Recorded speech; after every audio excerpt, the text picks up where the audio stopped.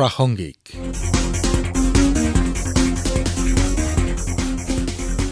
নমস্কাৰ শ্ৰোতাসকল, বিশেষ প্ৰাসংগিকলৈ আপোনালোকক স্বাগতম। আজিৰ অনুষ্ঠানত শুনক গোৱালপাৰা পৌৰসভাৰ সভাপতি মহানন্দ পাঠকৰ সৈতে হোৱা কথোপকথন। তেখেতৰ সৈতে কথা পাতিছে আমাৰ গোৱালপাৰাৰ সংবাদদাতা ৰছিদুল হুছেইনে। পাঠক ডাঙৰীয়া, আমাৰ আকাশবাণী গুৱাহাটী কেন্দ্ৰৰ বিশেষ অনুষ্ঠান প্ৰাসংগিকলৈ আপোনাক স্বাগতম জনাইছোঁ। ধন্যবাদ জনাইছোঁ আপোনালৈ। যিহেতু গোৱালপাৰা পৌৰসভাৰ আপুনি সভাপতিৰ নিচিনা গুৰুত্বপূৰ্ণ দায়িত্বত আছে, হয়, গতিকে চহৰখনৰ উন্নয়নৰ কথা আছে, সমানে সমানে কিছু আৰ্থিক দিশত আগবাঢ়ি লৈ যোৱাৰ কথাও আছে। আৰু যিহেতু কৰ কাটলৰ জৰিয়তে পৌৰসভাৰ যথেষ্ট অৰ্থ উপাৰ্জন হয়, গতিকে ক'ত কেনেকৈ খৰচ কৰা হয় বা কেনেধৰণৰ উন্নয়নমূলক কাম আপোনালোকে কৰি গৈ আছে? হয়, আচলতে আমাৰ গোৱালপাৰা পৌৰসভাখন দ্বিতীয় পৌৰসভা। 1875 চনতে এই পৌৰসভাখন গঠন হৈছিলে। আমি এই পৌৰসভা 2022 চনত আমি কাৰ্যভাৰ গ্ৰহণ কৰিছিলোঁ আৰু কাৰ্যভাৰ গ্ৰহণ কৰিয়ে আমি কিছু সমস্যাতো পৰিছিলোঁ। যিহেতু আমি পৌৰসভাসমূহ বিশেষকৈ আমাৰ যিখিনি এমপ্লয় আছে, এমপ্লয়খিনিক আমি আমাৰ ৰাইজৰ কৰ কাটলৰ টকাৰে, সংগ্ৰহৰ টকাৰে আমি তেওঁলোকক দৰমহাখিনি দিওঁ।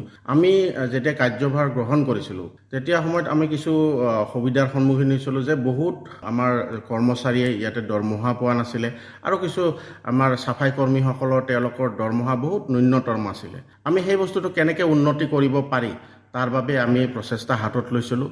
আমি বোৰ্ড সভাত এটা প্ৰস্তাৱ লৈছিলোঁ যে যিসকল গ্ৰাহকৰ বহুদিনীয়া টেক্স দিবলৈ বাকী আছে তেওঁলোকক আমি এটা ৰেহাই দিয়াৰ বাবে 20% আমি এটা ৰেহাই দি পেলাই প্ৰথমতে আমি সেই কৰদাতাসকলক যাতে কৰসমূহ তেওঁলোকে পৰিশোধ কৰে তাৰ বাবে তেওঁলোকক দিয়াৰ বাবে আমি এই 20% কৰ তেওঁলোকক ৰেহাই দিছিলোঁ। তাৰ ফলত কি হ'ল, আমাৰ কৰদাতা ৰাইজে বহুত সহায় সহযোগিতা আগবঢ়ালে। ফলত তেওঁলোকৰ বহুতো টেক্স দিবলগীয়া বাকী আছিলে, সেই বাকী টেক্সসমূহ আমাক তেওঁলোকে দিলে। তাৰ ফলত আমাৰ পৌৰসভাখনৰ আৰ্থিকভাৱে বহুত টনকিয়াল হ'ল। তাৰ ফলত আমি আমাৰ যি কৰ্মচাৰীসকলৰ দৰমহা আছিল সেই দৰমহা আমি তেওঁলোকক সময়মতে দিলোঁ আৰু তেওঁলোকৰ যি বকেয়া দৰমহাখিনি আছিলে সেইখিনিও আমি দিবলৈ চেষ্টা কৰিলে সক্ষম হ'লোঁ। আৰু পৰৱৰ্তী সময়ত আমি তেওঁলোকৰ দৰমহাসমূহো আমি বৃদ্ধি কৰিলোঁ। বৰ্তমান সময়ত আমাৰ এটা ধুনীয়া গতিত আমাৰ পৌৰসভাখন চলি আছে। মাহৰ মূৰে মূৰে আমাৰ দৰমহাসমূহ আমি দিবলৈ সক্ষম হৈছোঁ। এই ক্ষেত্ৰত আমি গোৱালপাৰাবাসী ৰাইজক বিশেষকৈ কৰদাতা ৰাইজক ধন্যবাদ জ্ঞাপন কৰিছোঁ। লগতে তেওঁলোকৰ সহায় সহযোগিতা নাথাকিলে আমি এই কৰসমূহ আদায় কৰিব নোৱাৰিলে হয়। তাৰ বাবে বিশেষকৈ মই গোৱালপাৰাবাসী ৰাইজক ধন্যবাদ জ্ঞাপন কৰিছোঁ। যিহেতু গোৱালপাৰা পৌৰসভাই হয়, চাফ চিকুণতাৰ ক্ষেত্ৰত যথেষ্ট গুৰুত্ব যিহেতু স্বচ্ছ ভাৰত মিছনৰ জৰিয়তে বিভিন্ন কাম কৰি আছে, গতিকে কেনেদৰে সেই স্বচ্ছ ভাৰতৰ অভিযানৰ জৰিয়তে কেনেধৰণৰ কাম আগবঢ়াই লৈ আছে? হয়, যিহেতু স্বচ্ছতাৰ ওপৰত মাননীয় প্ৰধানমন্ত্ৰী মহোদয় গুৰুত্ব আৰোপ কৰিছে, গোটেই ভাৰতবৰ্ষতে স্বচ্ছতাৰ যি অভিযান চলাইছে, আমি গোৱালপাৰা পৌৰসভায়ো তেনেদৰে আগবাঢ়িছোঁ। আৰু স্বচ্ছতাৰ ক্ষেত্ৰত আমি যিহেতু আমি কৰ্মচাৰী আগতে আছিলে যে কৰ্মচাৰীসকলে দৰমহা নাপাইছিলে, ফলত তেওঁলোকৰ কামসমূহ লেহেমীয়া হৈছিলে বা কাম কৰাৰ মানসিকতা নাছিলে।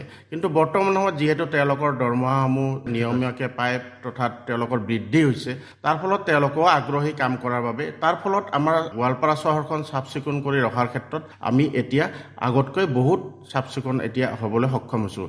আগতে আমাৰ ৰাতিপুৱাৰ সময়ত চাফ চিকুণ আছিলে, আমি এতিয়া দুবেলাকৈ চাফা কৰোঁ। ৰাতিপুৱা আৰু সন্ধিয়া আমি দুবেলাকৈ গোৱালপাৰা চহৰখন চাফা কৰাৰ বাবে আমি যত্ন কৰোঁ। আমি এই কাৰ্যত বহুত কৃতকাৰ্যতা বৰ্তমান লাভ কৰিছোঁ। এটা পদক্ষেপ লোৱা আপোনালোকে দেখা গৈছে যে ঘৰে ঘৰে আপোনালোকৰ গাড়ী যায়, মানে গান বজাই বজাই যায়, অ বাইদেউ, খুৰী, অ পেহী, ওলাই আহক, জাবৰ জোঁথৰখিনি দিয়ক। গতিকে গাড়ীৰে আপোনালোকে জাবৰ জোঁথৰ সংগ্ৰহ কৰি আছে? হয়, প্ৰতিদিনে আমি প্ৰত্যেকটো ৱাৰ্ডতে আমি সৰু সৰু আমি ৰিপাৰ গাড়ী কিছুমান লৈছোঁ। তাতে মাইক লগাই দিয়া হৈছে। তাৰ গান এটা আমি বনাইছিলোঁ, গোৱালপাৰাক লৈ পেলাই আমি এটা গান বনাইছিলোঁ আৰু সেই গানটো আমি ৱাৰ্ডত জনপ্ৰিয় হৈছে। হয়, আৰু সেই গানটো আমাৰ প্ৰত্যেকটো ৱাৰ্ডত যেতিয়া গাড়ীখন যাব গানটো বজাই বজাই যাব। তাৰ ফলত ৰাইজে সজাগ হয় যে জাবৰৰ গাড়ীখন আহিছে, জাবৰটো দিব লাগে। আৰু তেনেকৈ ৰাইজে সেই গাড়ীখনত জাবৰবিলাক দিয়ে।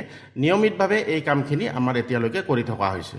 আৰু ঘৰে ঘৰে যিটো আপোনালোকে মাচুল লয় হয়। এই জাবৰ জোথৰ হয়, হয়। সংগ্ৰহৰ বাবদ যিটো মাহেকীয়া মাচুল লয় সেইটো ন্যূনতম কিন্তু 50 টকা। ন্যূনতম 50 টকা এটা, মাহৰ মূৰত 50 টকা, আৰু ৰাইজেও আগ্ৰহী দিয়াৰ কাৰণে 50 টকা এটা বিনিময়ত তেওঁলোকৰ প্ৰতিদিনে তেওঁলোকৰ ঘৰৰ যি লেতেৰা জাবৰ জোথৰ আছে, শুকান আৰু ভিজা জাবৰ আমি কালেক্ট কৰোঁ, আৰু সেই জাবৰসমূহ তেওঁলোকে নিয়মিতভাৱে এতিয়ালৈকে দি আছে। মাহেকত 50 টকা, মাহেকত 50 টকা কৰে, যিটো ন্যূনতম বুলি ক'ব ন্যূনতম। আৰু সেই কামখিনি যিখিনি আমি সেইখিনি আত্মসহায়ক গোটবিলাকক আমি সেই নিয়োগ কৰিছোঁ তাতে, আৰু আত্মসহায়ক গোটবিলাকে ৰাইজৰ ঘৰে ঘৰে গৈ পেলাই তেওঁলোকে দুটাকে ডাষ্টবিন দিয়ে, যে এটাত শুকান জাবৰ আৰু এটা ভিজা জাবৰ, আৰু সেই টকাখিনি SSG আমাৰ আত্মসহায়ক গোটৰ মহিলাবিলাকে তেওঁলোকে সংগ্ৰহ কৰে, আৰু তেওঁলোকৰ পৰা আমি আত্মসহায়ক গোটৰ কিবা এটা পাৰ্চেণ্টেজ আমি তেওঁলোকক দিওঁ। তেনেদৰে আত্মসহায়ক গোটবিলাকৰো স্বাৱলম্বী হোৱাৰ ক্ষেত্ৰত আমি গোৱালপাৰা পৌৰসভায়ো কিছু পদক্ষেপ হাতত লৈছোঁ।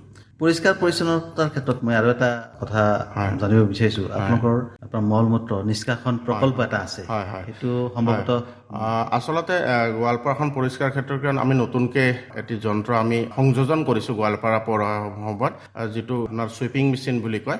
আমি সেই মেচিনটোৰ দিও গোৱালপাৰা পৌৰসভাখন আমি এদিনৰ বাদ এদিন আমি সদায় ৰাতি বা 10টা বজাৰ পৰা এই চাফাই কামটো কৰা হয়। তাৰ ফলতো বহুত গোৱালপাৰা চহৰখন এতিয়া চাফা হৈছে।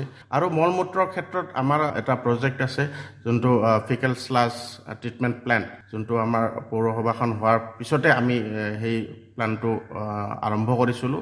এতিয়া আমাৰ সেই প্লানটোৰ দ্বাৰা আমাৰ যিবিলাক মল মূত্ৰ থাকে, এতিয়া আমি সেই মল মূত্ৰবিলাক আমাৰ চিজপুল গাড়ীৰে সংগ্ৰহ কৰা হয় আৰু পাব্লিকৰ পৰা, আৰু তেওঁলোকৰ পৰা ন্যূনতম এটা আমি টকা সংগ্ৰহ লৈ পেলাই আমি সেই যোনটো মল মূত্ৰটো আনো আমাৰ সেই ট্ৰিটমেণ্ট প্লেণ্টত হয়, তাতে থোৱা হয়, আৰু তাৰে পৰা আমাৰ সেই প্লান্টৰ পৰা আমাৰ তাৰ পৰা সাৰ উৎপাদন কৰি আমি সেইবিলাক বিক্ৰীৰ বাবেও আমি এইবিলাক যা যোগাৰ কৰি আছোঁ।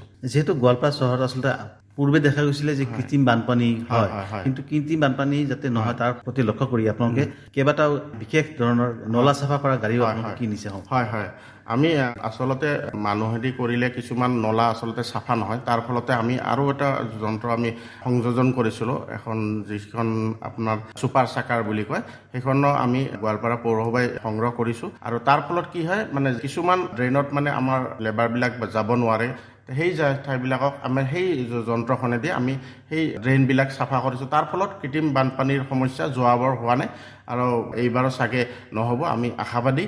আৰু অনাগত দিনত যদি ক'ৰবাত হয় সেইখিনি আমি নিষ্কাশন কৰাৰ বাবে আপোনালোকে গমেই পাই আছে, আমাৰ গোৱালপাৰাত ড্ৰেইনৰ ব্যৱস্থা নাছিলে। আমি সেই ড্ৰেইনসমূহো বনোৱাৰ এতিয়া সম্পূৰ্ণ হোৱাৰ পথে আমি যিমান পাৰোঁ কৃত্ৰিম বানপানী যাতে গোৱালপাৰা চহৰত নহয়, তাৰ বাবে আমি যিখিনি কৰিব লাগে, ড্ৰেইন হওক, ড্ৰেইনবিলাক চাফা হওক, নতুন ড্ৰেইন হওক, আমি তেনেকৈ ব্যৱস্থা হাতত লৈছোঁ।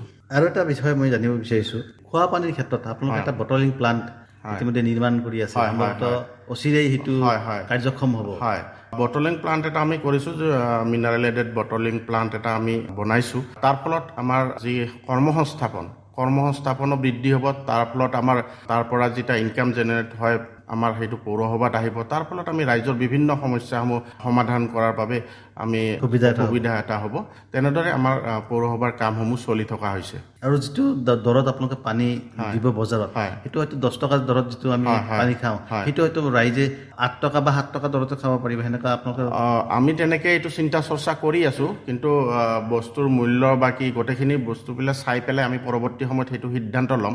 আমি যেতিয়া এই প্লানটো কৰিছিলোঁ, আমি তেনেকৈ ৰাইজক সুবিধা দিয়াৰ কাৰণে আচলতে এই প্লানটো কৰিছোঁ। আমি ৰেটটো এতিয়া নিৰ্ধাৰণ কৰা নাই, আমি ৰেটটো আমি অচিৰেই আমি সেই ৰেটটো নিৰ্ধাৰণ কৰিম। বজাৰ ৰেটতকৈ অকণমান কম হ'ব, পৰৱৰ্তী সময়ত আমি এটা ৰেট নিৰ্ধাৰণ কৰিম। খোৱা পানীৰ বিষয়টো যিহেতু উত্থাপন হৈছে, খোৱা পানীৰ সমস্যাটো গোৱালপাৰা পৌৰসভাত আছে, গতিকে সেইটোৰ প্ৰতি লক্ষ্য কৰি আপোনালোকে নতুন পৰিকল্পনা লৈছে। আচলতে আমাৰ পৌৰসভাৰ 19টা ৱাৰ্ডৰ ভিতৰত আমাৰ যোনটো পাহাৰৰ ওচৰৰ যিখিনি অঞ্চল আছে, ৱাৰ্ড আছে, বিশেষকৈ 1, 2, 3 এই ৱাৰ্ডখিনিত আমাৰ তাৰমানে পানীৰ সুব্যৱস্থা নাছিলে। আমি পৌৰসভাখন গঠন কৰিয়ে আমি আমাৰ যি চৰকাৰী আঁচনি আছে, সেই আঁচনিৰ যোগেদি আমি এই 3টা অঞ্চলত খোৱা পানীৰ ব্যৱস্থা আমি হাতত লৈছোঁ, আৰু ইতিমধ্যে কাম শেষ হৈ গৈছে। তাৰ ফলত ৰাইজ বহুত উপকৃত হৈছে। এইখিনি সময় আকাশবাণী দিয়াৰ কাৰণে আপোনাক ধন্যবাদ জনাইছোঁ। ধন্যবাদ, আপোনালোকে আহি আমাক এইখিনি কোৱাৰ বাবে, সুযোগ দিয়াৰ বাবে আকাশবাণীক বিশেষভাৱে গোৱালপাৰা পৌৰসভাৰ পৰা ধন্যবাদ আৰু কৃতজ্ঞতা জ্ঞাপন কৰিলোঁ। বিশেষ প্ৰাসংগিক শুনিলে। আজিৰ অনুষ্ঠানত গোৱালপাৰা পৌৰসভাৰ সভাপতি মহানন্দ পাঠকৰ সৈতে হোৱা কথোপকথনটি শুনিলে। তেখেতৰ সৈতে কথা পাতিলে আমাৰ গোৱালপাৰাৰ সংবাদদাতা ৰছিদুল হুছেইনে। অনুষ্ঠানটিৰ প্ৰযোজনা আকাশবাণী গুৱাহাটীৰ আঞ্চলিক বাতৰি বিভাগৰ সহযোগিতা আগবঢ়ালে অপূৰ্ব মালিয়ে। আজিলৈ বিশেষ প্ৰাসংগিক ইমানেই। নমস্কাৰ।